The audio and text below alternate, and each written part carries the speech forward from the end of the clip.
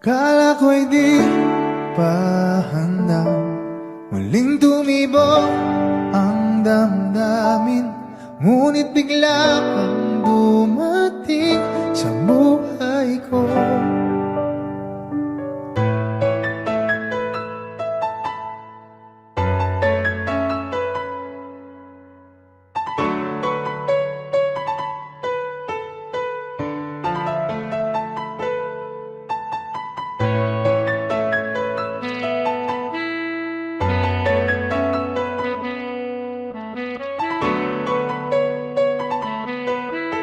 Sana ay ingatan ka niya.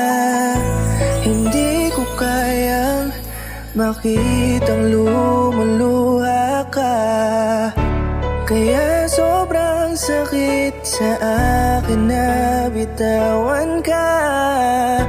Ngunit ngayon ay hindi na pwede.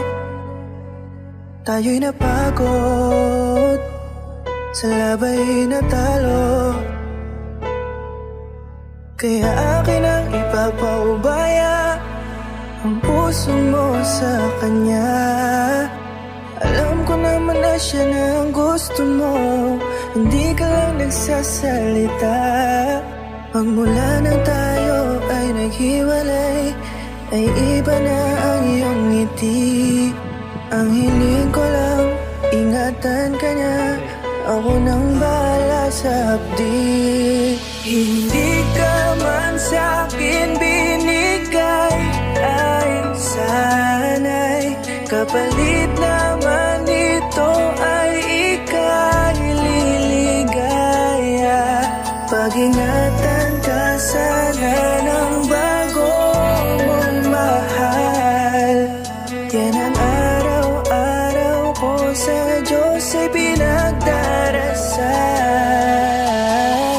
Katulad kung paano kita minahal at kung paano kita itinrato, tanggap ko nang di ka nababalik kasi tuluyan niya na akong tinalo. Natapos na ang huling kahinan ng pag-ibig na magkasabay nating ginuwit. Nasunog na ang binuo na libro, kaya ang makasama ka di na mauulit. Kahit saan ko ilagay sarili ko ay walang lulugaran. Siguro ako ay isang aral lamang sa buhay mo na minsan lang dumaan. Isang pagsubok na magpapatigas sa'yo sa mga bago pang paparating. Pero salamat kahit di man nagkatuluyan, nagawa mo kong mahalin. Mga mali ko ay babaunin ko na lang saan kamay man ako mapunta. Kaya kung lumigaya sa iba pero sa puso ko ay laging nandun ka. Kasi ikaw lang ang pangarap ko. Parang inagaw sa aking lahat, parang dinaganan ng mundo sa dibdibang nararamdaman. Ganito kabigat para akong dinaanan ng napakatinding unos. Malala ang pagkasalanta, mararamdaman mo lahat itong mga sakit dito sa malungkot na kanta. Parang naubos lahat ng pag-asa, ang buhay ko na ito para saan pa. Alam ko na mahal mo na siya, ang hiling ko lang sana ingatan kanya. Hindi ka man sa'kin binigay,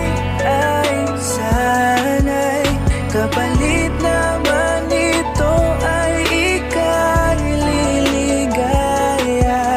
Pag-ingatan ka sana ng bago mong mahal.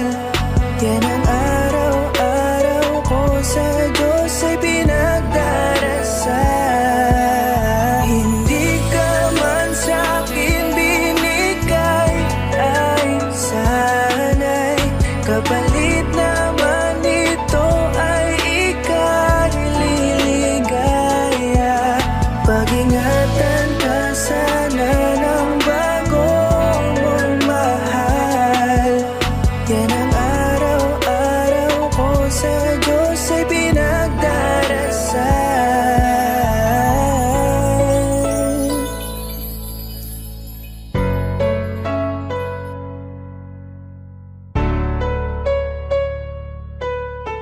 Sana ay ingatan ka niya.